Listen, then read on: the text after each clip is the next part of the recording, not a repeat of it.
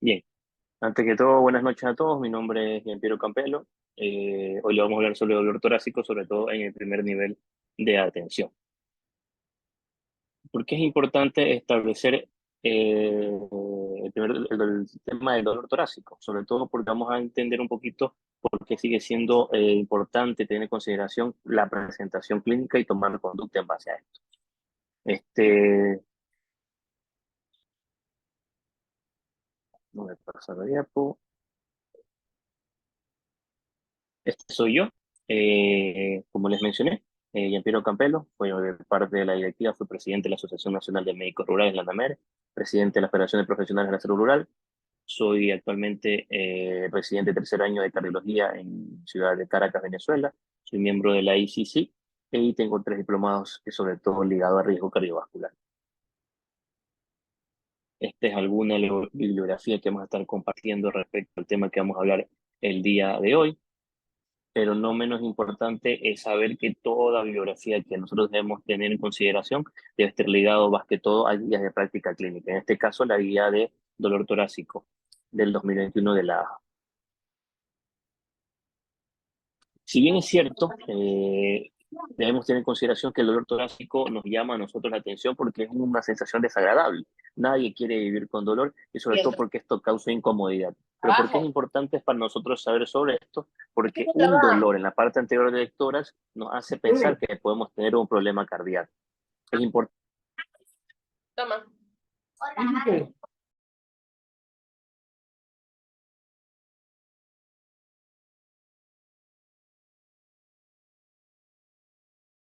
Doc, mil disculpas, se le silenció el audio por error.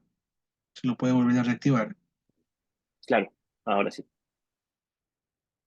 ¿Por qué es importante establecer todo esto? Los que hicimos en algún momento primer nivel de atención, los que nos tocará volver a hacer primer nivel de atención en algún momento, sabemos que la principal causa de muerte a nivel mundial son las enfermedades cardiovasculares. Y sobre todo, vean la importancia de ser reconocer a tiempo este tipo de dolores porque nos puede ayudar a evitar en el tiempo una complicación respecto a esta situación, sobre todo ligados a las enfermedades cardiovasculares, obesidad, diabetes, hipertensión, el sedentarismo, que son algunas cosas que hay que tener en consideración y que vamos a ver más adelante la importancia de reconocer algunos factores de riesgo, sobre todo ligados a la clínica del paciente. Ahora, si bien es cierto, estamos hablando del primer nivel de atención, es importante saber que el dolor torácico per se no necesariamente se vuelve una emergencia, pero que nos pone a pensar si realmente o no ese dolor torácico nos puede llevar a una complicación o a un problema. Debemos establecer que, como les mencioné, las enfermedades cardiovasculares son la primera causa de muerte a nivel mundial. A la cabeza se establece la enfermedad arterial coronaria, siendo la primera que puede dar causa de muerte, sobre todo a nivel de Estados Unidos.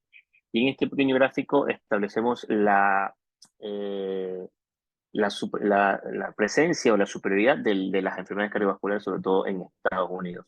Y que a pesar incluso de que no solo afectan el tema de los sistemas de salud, sino también la calidad de vida de las personas y por ende mayor consumo de recursos, sobre todo en las unidades hospitalarias.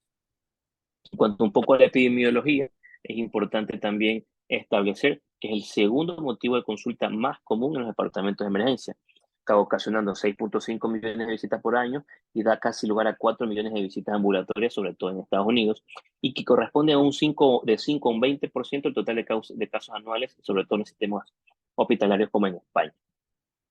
Otra situación que nosotros debemos tener en consideración también es que el dolor torácico per se establece de diferentes formas en los diferentes estadios por grupos etarios. Es importante establecer que en los primeros grupos etarios de 18 a 44 años, el dolor torácico tiene otra causa, que no es cardíaca, pero a medida que pasan los años, de los 45 años hacia adelante, ya comienza a aparecer la causa coronaria como la primera causa de esta afectación torácica o una importante presencia de dolor torácico como tal. En cuanto a citología, evidentemente que la guía establece que la evaluación inicial del dolor torácico va a clasificar eficazmente la probabilidad de que este sea o no una afectación cardíaca específica. Porque queremos tener en consideración que tenemos dolores, causas de dolor torácico primarias, vasculares, cardiovasculares y primarias no cardiovasculares, sobre todo si es un síndrome coronario agudo, que es una emergencia que pone en riesgo la vida de la persona. Podemos tener con elevación del ECT, pero tenemos otras consideraciones ligadas a afectaciones cardiovasculares, miocarditis, pericarditis o crisis hipertensiva. Pero otras afectaciones cardiovasculares, que son las que más comúnmente nos podamos encontrar, el espasmo esofágico, la enfermedad úlcera péptica, una osteocondritis, una neumonía en pacientes que estén inmunosuprimidos, unas consideraciones que debemos tener en consideración. Ahora, no menos importante que esto, lo importante es que saber la característica del dolor nos va a ayudar a entender si tiene un pretest alto o bajo para que ese dolor torácico esté ligado o no a una cardiopatía isquémica o un problema coronario. Si vemos que es un dolor torácico opresivo retroesternal que va hacia la zona anterior del pecho, que se irradia hacia la mano izquierda, hacia la mandíbula, hacia la parte posterior del cuello o interescapular, nos da un mayor pretexto que puede ser cardíaco. Pero si el dolor torácico es menos lancinante, va y viene, tiene menos de 20 minutos de duración, se asocia en otras situaciones, nos disminuye el test para que sea de causa cardíaca. Y una cosa importante, y es que actualmente la guía establece que no se debe describir al dolor cardíaco o al dolor torácico como típico o atípico, porque la tipicidad que nosotros le establezcamos a ese dolor puede cambiar en el tiempo y nos da mayor probabilidad de que sea coronario o no. En base a esto, la consideración es lo que debemos tener importante, que no se debe utilizar el tema típico. Lo que establece guía es que es coronario o no coronario, o cardíaco o no cardíaco. En cuanto al tema del diagnóstico, lo importante que nosotros debemos tener en el primer nivel de atención es saber reconocer el paciente que presente dolor torácico y las comorbilidades o los factores de riesgo que estén asociados a ese tipo de dolor torácico. No es lo mismo el dolor torácico en un paciente obeso, diabético, hipertenso, a un dolor torácico en una persona relativamente joven, menos de 40 años, que hace actividad física de manera regular y que no tenga hábitos psicobiológicos acentuados, como el alcohol o el uso del tabaco. Entonces, lo importante acá, cuando nosotros tengamos este tipo de pacientes que nos lleguen a emergencia, es una postura clínica centrada y que sea sobre todo en síntomas no solo del dolor torácico, sino lo relacionado al dolor torácico. ¿De qué va acompañado el dolor torácico? Eso también es importante. Y para esto regresamos a nuestra formación de pregrado, donde hablamos prácticamente de la famosa alicia del dolor. No es lo mismo un dolor de aparición en cuanto a la antigüedad que sea agudo, es decir, de horas, minutos de evolución, de la localización que es retroesternal, de la irradiación, de que se irradie o no hacia la parte anterior del tórax, que se vaya hacia el cuello, hacia la parte anterior del brazo izquierdo. Y el carácter también es importante, si es opresivo, si no es opresivo, intensidad y su atenuación. ¿Por qué es importante? Si yo tengo un paciente que me refiere a dolor torácico y le hago maniobras tipo opresión, compresión ese dolor, le hago maniobras a nivel del hombro, hago maniobras a nivel del hombro y veo que ese paciente prefiere dolor a la digitopresión, vamos a ir descartando de a poco que el origen no puede ser cardíaco. Evidentemente que los factores de riesgo también inciden bastante en cuanto al pretexto. Es importante tener en consideración la hora del dolor, la aparición del dolor en cuanto al tiempo de evolución, la irradiación, como les acabo de mencionar, y sobre todo la intensidad del dolor. Eso es un detalle importante que a ustedes les va a marcar si el paciente tiene o no. No es lo mismo un dolor que se establece como el dolor más importante de su vida, opresivo, retroesternal, a un dolor intermitente que va y viene, que mejora con la postura y que se establece de mediano a bajo en cuanto a la escala de intensidad visual del dolor. Ahora, un dato importante, si es que vamos a tener esta situación, es que la guía establece que no se debe dar nitroglicerina, sobre todo para discernir si es cardíaco o no cardíaco, sobre todo en pacientes que estén debutando con esta situación, porque si bien es cierto, la nitroglicerina nos puede ayudar como un vasodilatador, es que nosotros podemos obviar el cuadro inicial de dolor torácico y nos podemos confundir, y esa evolución con el tiempo nos va a determinar mayor riesgo isquémico o cardíaco. Ahora, si yo tengo un paciente que es relativamente joven, un paciente que su clínica, que nos presenta con dolor torácico, que dice me duele más a lo que inspiro y mejora con el túbito supino, puedo pensar más que está asociado a una pericarditis aguda. Por eso también es importante hacer un poco de maniobras ligadas sobre todo al tema de la digitopresión, un poco de movimiento a nivel del hombro y ver que eso sea compatible o no. Si bien es cierto, en el primer nivel de atención debemos tener un juicio clínico muy marcado, sobre todo porque la limitación en este tipo de situaciones es las distancias que tengamos desde el primer nivel de atención o las unidades básicas hacia un hospital más cercano. Entonces, lo que tenemos que tener en consideración sobre todo es la clínica del paciente y algunos datos diferenciales que nos puedan abarcar o no el dolor torácico. Debemos tener en consideración que no es lo mismo el síndrome clínico que nos lleva a pensar en un síndrome coronario agudo que el mismo de un tromboembolismo pulmonar o una disección aórtica o una ruptura esofágica. Sobre todo por la presentación o la característica que tenga y las presentaciones asociadas que también nos dé el paciente, sobre todo lo que nos refiere al examen físico. Otras situaciones que hay que tener en consideración también, si es que el paciente a nivel cardíaco tiene antecedentes de estenosis aórtica, insuficiencia aórtica o de una miocardia hipertrófica. Un poco más hacia cardíaco, miocarditis, pericarditis, esofagitis, úlcera péptica o afectaciones a nivel de la vesícula biliar. Y no menos importante, situaciones respiratorias como la neumonía, un neumotórax que puede ser espontáneo, en dependencia también del tipo de paciente que tengamos, osteocondritis y sobre todo herpes zóster. Y un detalle importante es sobre todo esos pacientes que tienen inmunosupresión. Si nosotros pensamos y vemos que tiene un dolor torácico, por el momento de la infección vemos la evidencia de unas lesiones cutáneas asociadas a un proceso herpético, evidentemente que puede ser que por ahí vaya la situación o el tema del que lo lleva el paciente a la emergencia. Eso también es importante al momento de nosotros interrogar a nuestros pacientes, no olvidarnos del examen físico. Pero ¿qué herramientas nosotros tenemos a la mano y que nos pueden ayudar en este tipo de eventualidades? Sin duda alguna, una de las herramientas que establece la guía es el Score Heart, que sirve para estratificación de riesgo de dolor torácico. Aquí lo importante es establecer que hablamos sobre todo de la historia del paciente, de la edad, el electrocardiograma, y sobre al final lo importante es el biomarcador, que ya lo vamos a desarrollar más adelante. Pero ustedes dicen, bueno, yo estoy en el primer nivel de atención, cada vez tengo por ahí más que un tensiómetro a la mano, mi estetoscopio y dos o tres cosas adicionales, un glucómetro, que yo puedo pensar en esto. Pues esta herramienta nos puede ayudar sobre todo a darle un pequeño especie de pretest a la característica del dolor. Si un paciente, evidentemente, obeso, diabético, hipertenso, mal controlado, que ya con cifras tensionales elevadas, si me hace dolor torácico, tengo que decir si es un algo hipertensivo o realmente estoy ante una crisis hipertensiva que me generó un síndrome coronario agudo, que puede ser con o sin elevación. La edad del paciente, como les mencioné, mientras más edad, evidentemente, que tenemos mayor riesgo. Rara vez tenemos el electrocardiograma en la mano, pero lo vamos a ver más adelante que puede ser una herramienta útil bastante importante y siempre al final de los biomarcadores. Y lo que debe quedar claro o debemos tener establecido es que ante la duda lo importante es que si yo tengo un paciente que tiene un pretest alto y me hace dolor torácico y está hipertenso, ante la duda me voy a referir. Puedo dar carga antiisquémica y lo puedo referir, sobre todo para tratar de evidenciar que en un sitio más cercano que tenga mayor capacidad de resolución, este paciente pueda obtener mejor beneficio o mayor beneficio. Ese tipo de pacientes se deben coordinar y canalizar para que sigan a un próximo nivel de atención e incluso hacia un tercer nivel de atención. Sin duda alguna, una herramienta básica e importante que se mantiene en el tiempo y que se ha considerado como un gran descubrimiento del siglo XX en la cardiología es el electrocardiograma. Pasa el tiempo de una herramienta importante que nos ayuda a entender de mejor manera el comportamiento eléctrico que tiene el corazón en base a las ondas y las características de la onda que se presenta.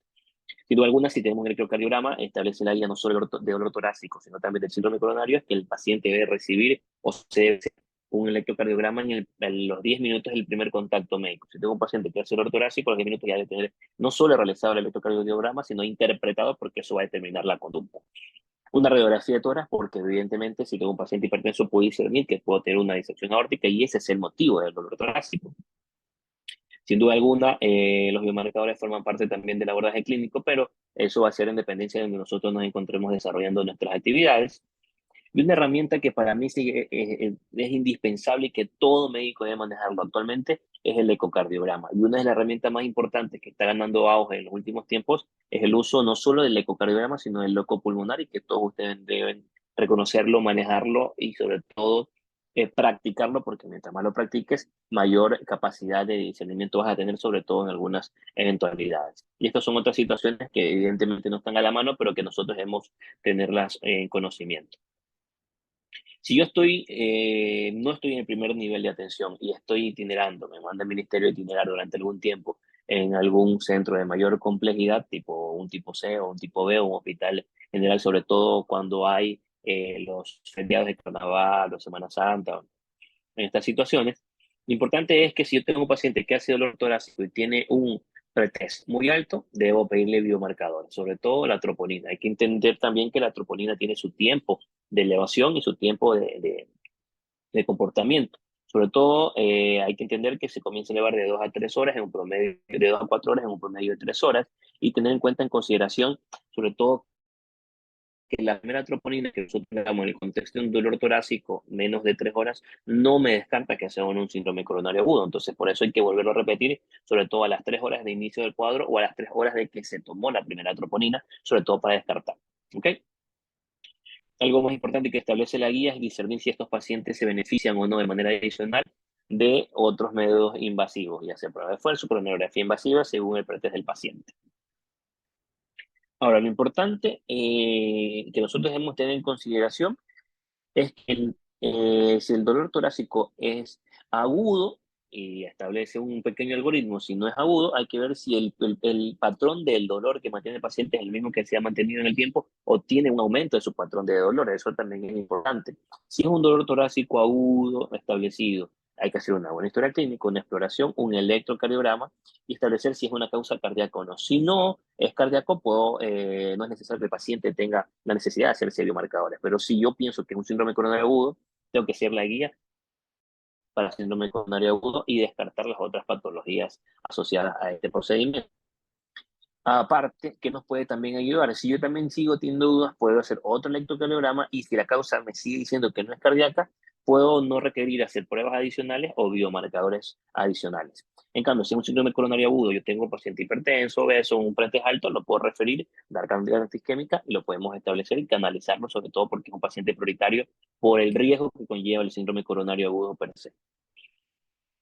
Algo que establece la guía como tal es el chest pain, que es algunas situaciones o alguna especie de ayuda mnemotécnica que nos ayuda a entender de mejor manera o nos ayuda a estadificar o clarificar que el dolor torácico está asociado o ligado a una cardiopatía isquémica.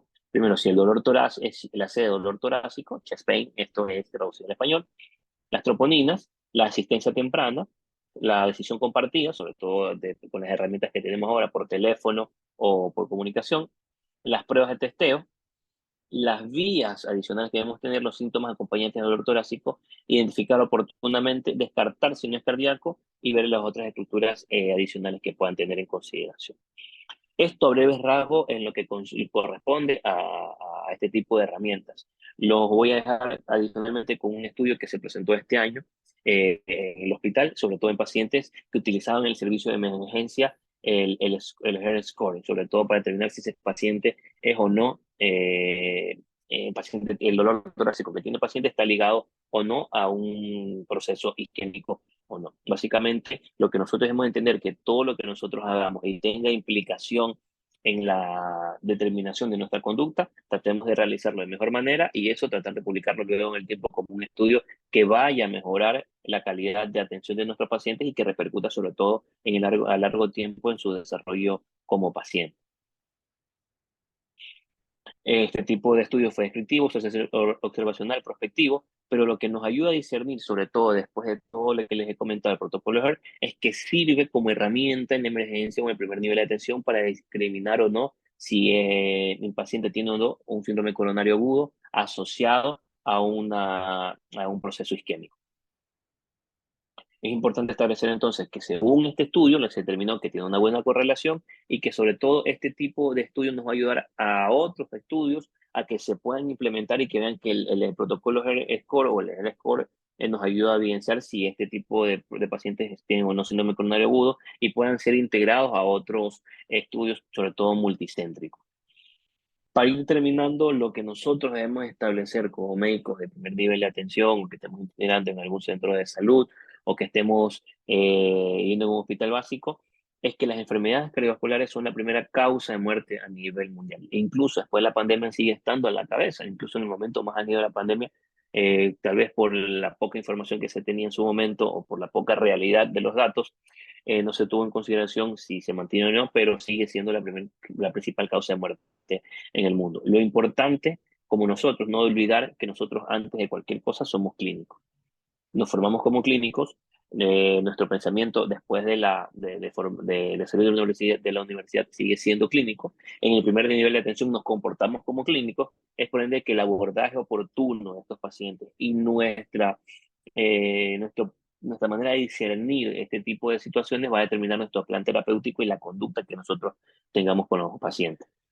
No olvidar que el nivel de atención es la piedra angular de la salud pública, porque es donde mayormente se captan a los pacientes, sobre todo que tengan o no comorbilidades y que esto incida no solo en los servicios de salud, sino en los costos de salud. Y ante la duda, si tengo un paciente que tiene un pretest alto y me deja la duda, sabes que el dolor es típico, no es típico, es cardíaco, no es cardíaco, es isquémico, no es isquémico, prefiero yo quedarme, eh, prefiero yo referir a un paciente que me deja duda a quedarme con un paciente que se está infartando y que puede evolucionar en el tiempo y que no pueda ofrecerle mayor situación que esta. No quiero terminar sin invitarlos a ustedes a un acto, en un evento que estamos realizando en conjunto con ANAMER y lo vamos a tratar de hacer sobre todo para tratar estos y otros temas en julio del 2024, sobre todo en algunos ítems adicionales de cardiología, nefrología, medicina interna y dermatología. Adicional, los dejo con algunas de las redes que nosotros manejamos como algunos eventos que estamos realizando también como webinar. Este soy yo, no me queda más que agradecerles a todos por la apertura. Estas son algunas de las redes sociales personales que manejo. En una manejamos información un poco más ligada al desarrollo de nuestras actividades como posgradistas y próximos cardiólogos y algunas redes personales. Y antes de finalizar, es importante también establecer que ustedes no tengan dudas, si así las tienen, por favor me las comentan y dejo este espacio habilitado para que nosotros podamos conversar si quedó claro, que hay alguna duda o nos faltó algo más o les ha pasado alguna situación ligada a este tipo de actividades, sobre todo con pacientes que tengan dolor torácico donde ustedes desarrollan sus actividades. Ok, vamos a dar un espacio para que puedan realizar preguntas, ya sea directamente en el chat o levantando la mano. Sin ningún tipo de problema, pueden realizar la duda o la pregunta que tengan hacia el doctor.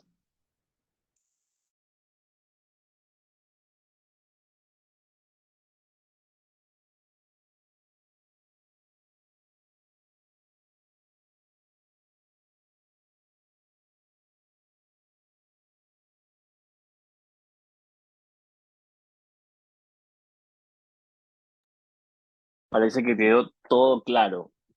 Sí, hablé muy rápido, hablé muy despacio, también no hay ningún problema. Estamos para aprender entre todos.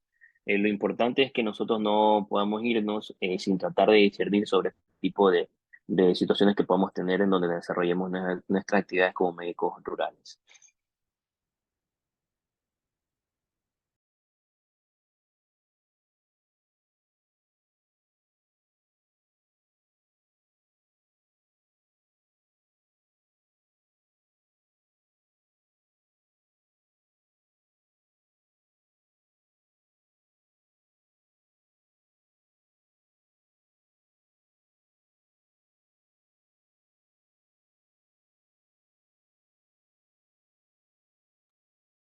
Yo creo que si no, no hay preguntas, podemos darle.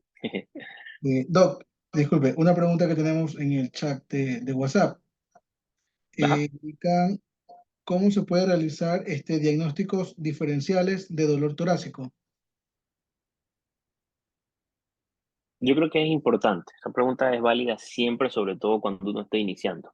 Incluso cuando uno empieza la formación en este caso ligada a cardiología, hay varias situaciones que nosotros debemos tener en consideración.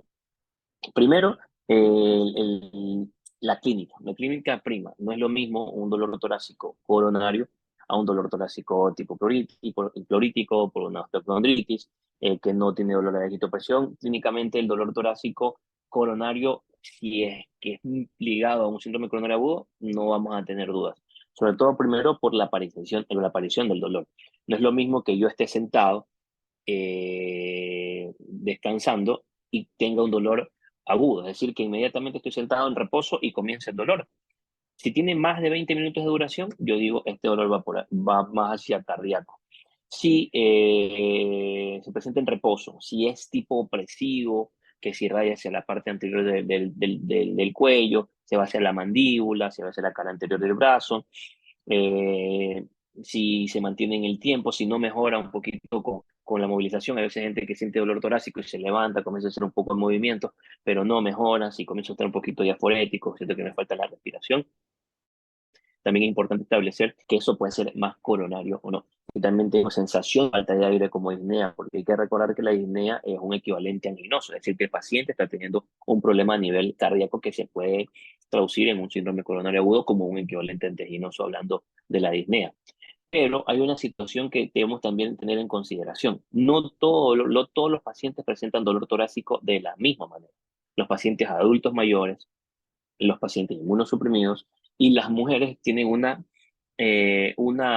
presentación diferente que los hombres. Las mujeres por lo general tienen un poquito de dolor hacia la zona del epigastro, incluso algunas personas refieren dolor hacia el hombro derecho, hacia el brazo derecho, hacia la región interescapular. Entonces como que uno va diciendo, bueno, ¿será o no será coronario? Entonces ante esta duda yo le realizo el electrocardiograma o lo refiero. Por eso es importante saber y discernir sobre todo qué tipo de paciente estamos tratando y si el pretest es alto o no. Recordar que las mujeres a partir de los 50, 60 años, posterior al evento posterior a los 40, a los 50 años, comienzan a equiparar su tema de riesgo cardiovascular en comparación a los hombres. Incluso con el pasar del tiempo, doblan sobre todo en cuanto a la tasa de factores de riesgo y en cuanto a la mortalidad a los hombres.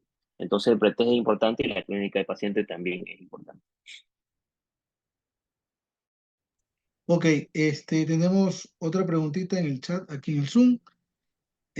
Ana Rivas nos pregunta cuál es su opinión respecto a pacientes que vienen a la emergencia tomando 300 miligramos de aspirina debido a que consideran que están cruzando con un infarto. Bien, ahí va a depender también donde nosotros estemos. Si viene la emergencia de un hospital, yo lo primero que hago, si el paciente viene tomando 300 miligramos de su casa porque piensa que está hasta un síndrome coronario agudo, es el electrocardiograma. Recordar siempre que la guía del síndrome coronario agudo, incluso también la manifiesta el dolor torácico, es que se debe realizar el electrocardiograma en los primeros 10 minutos del contacto médico. Entonces, viene el paciente, me dice, tengo dolor torácico, me tomé 300 miligramos, le hago el electrocardiograma y veo si no tiene cambios isquémicos importantes, es decir, elevación o disminución del segmento, elevación del segmento CT o disminución del segmento CT, o un supra desnivel del ST o infrasnivel del ST. Si nosotros vemos un supra del ST, evidentemente que está cursando con un síndrome coronario agudo con la elevación del ST. Pero hay que recordar que los pacientes, hasta el 75% de los pacientes que tienen electrocardiograma normal, pueden estar cursados con un síndrome coronario agudo sin elevación del segmento ST. Entonces, lo importante en ese tipo de casos, si el paciente ya se administró y tengo un electrocardiograma que no me deja la duda, que veo que tengo ritmo sinusal, que no tiene cambios isquémicos importantes, lo puedo tener en observación, le mando biomarcadores, incluso si me deja mucho la duda, puedo repetir biomarcadores como la troponina a las 3 o 4 horas de la primera toma de la troponina para estar más seguro de que ese no es un contexto isquémico agudo. Ahora, si es un paciente que viene súper hipertenso y que hizo dolor torácico, el pretest ya cambia y es más alto y voy más hacia el ángulo hipertensivo o hacia un síndrome coronario agudo. Entonces, todas estas cuestiones hay que tenerlas en consideración también.